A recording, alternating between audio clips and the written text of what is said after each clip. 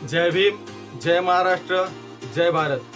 बंधूंनो, मी किशोर लोंढे आज तुम्हाला नवी मुंबईच्या संदर्भामध्ये नवी मुंबईमध्ये होणाऱ्या 15 तारखेच्या निवडणुकीबाबत मी तुम्हाला एक उद्देश किंवा एक विनंती करणार आहे की हा व्हिडिओ मी सर्वात प्रथम तुम्हाला एकच विनंती करेन की हा व्हिडिओ जास्तीत जास्त शेअर करा. जास्तीत जास्त शेअर यासाठी करा जेणेकरून नवी मुंबईमध्ये राहणाऱ्या प्रत्येक नागरिकांना, प्रत्येक मतदाराला ही गोष्ट पटेल आणि या गोष्टीवरती ते विचार करतील. बंधूंनो, ह्या नवी मुंबई महानगरपालिकेचा आपण जर इतिहास बघितला तर 1995 पासून या महानगरपालिकेवरती एका व्यक्तीचा झेंडा हा प्रत्येक वेळी फडकलेला आहे आणि ते व्यक्ती म्हणजे आपले लाडके नवी मुंबई महानगरपालिका. या नगरीमध्ये त्यांना सर्वजण नवी मुंबईचे शिल्पकार म्हणून ओळखतात.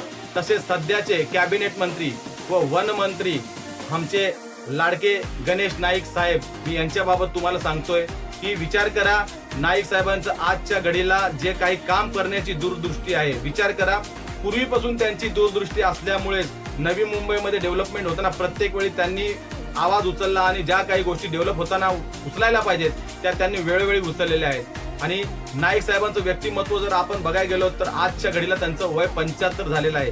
परंतु 75 वय झाल्यानंतर सुद्धा या वयामध्ये एखाद्या युवकाला लाजवेल अशी त्यांची काम करण्याची पद्धत व अंगामध्ये स्फूर्ती आहे.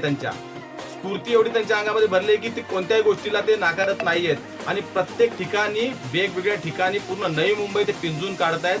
वेगवेगळ्या ठिकाणी सभांना ते हजेरी लावतायत. तर बंधूंनो, मी तुम्हाला सर्वांना पुन्हा एकदा हात जोडून विनंती करेन की येणाऱ्या 15 तारखेला कमळासमोरील बटनला दाबून प्रत्येकाने, मी मराठीमध्ये हा व्हिडिओ बनवण्याचा उद्दिष्ट हा आहे कारण मला एवढं पक्का माहिती आहे की उत्तर भारतीय, आपल्या नवी मुंबई मधले जेवढे उत्तर भारतीय आहेत ते सर्वच्या सर्व कमळावर बटन दाबून हे प्रत्येक उमेदवाराला मतदान करतील. परंतु माझा मराठीमध्ये व्हिडिओ बनवण्याचा उद्दिष्ट हाच आहे की या नवी मुंबईमध्ये राहणारा प्रत्येक जातीतला हा मराठी माणूस हा जागा झाला पाहिजे आणि नाईक साहेबांच्या पाठीमागे खंबीरपणे उभा राहिला पाहिजे. कारण नाईक साहेबांनी आतापर्यंत तुम्ही बघितलं असेल की 95 ते आतापर्यंत सत्ता काबूत ठेवलेली आहे आणि नवी मुंबईच्या प्रत्येक जनतेला माहिती आहे की नाईक साहेबांनी कधी जातपात केलेली नाही, कधी भेदभाव केले नाही, कोणत्याही जातीला त्यांनी समर्थन दिलं, सर्व धर्म समभाव असं त्यांचं काम आतापर्यंतच राहिलेलं आहे.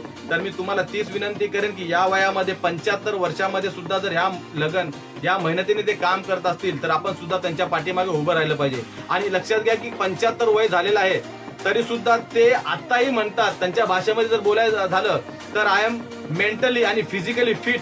म्हणजे 75 मध्ये सुद्धा ते एवढे फिट आहेत की 10-10 किलोमीटर ते चालतात, सगळ्यांना हजेरी लावतायत. म्हणजे विचार करा, चांगला आशीर्वाद असेल.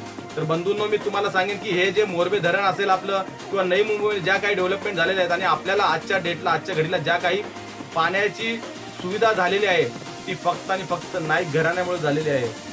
विचार करा की आज सुद्धा ज्यावेळेस RR पाटील साहेब आपले पाणी पुरवठा मंत्री होते त्यावेळेस त्यांनी सुद्धा त्यांच्यानंतर सुद्धा त्यांनी व्हिडिओ दिलेले आहेत की संजीव नाईक यांची ही संकल्पना होती मोरबेची.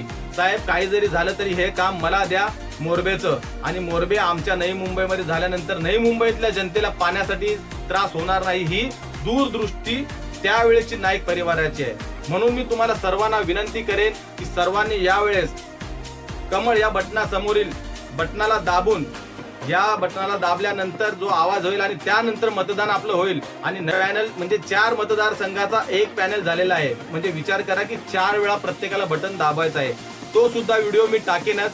परंतु पुन्हा एकदा तुम्हाला मी तमाम नवी मुंबईतील जनतेला आवाहन करेल की आपल्याला जी काही हुकुमशाही असेल, जी काही गुलामीची येणारी दिशा असेल त्याला जर मोडून काढत असेल तर भरघोस मताने नाईक साहेबांच्या मतदाराला निवडून द्या.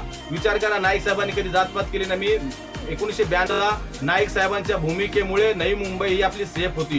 कोणत्याही प्रकारचं इथे वादावाद किंवा कोणत्याही प्रकारचे इथे जातपात असं घाणेरडं राजकारण किंवा जो काही दंगा होता तो इथं झाला नाही. तो फक्त आणि फक्त आपल्या नाईक साहेबांमुळे. आणि नाईक साहेबांना मी स्वतः पर्सनली जनता दरबारमध्ये सुद्धा भेटलो होतो आणि त्यांची बोलण्याची पद्धत अथवा त्यांचा जो व्यवहार आहे तो अत्यंत चांगुलपणाचा आहे.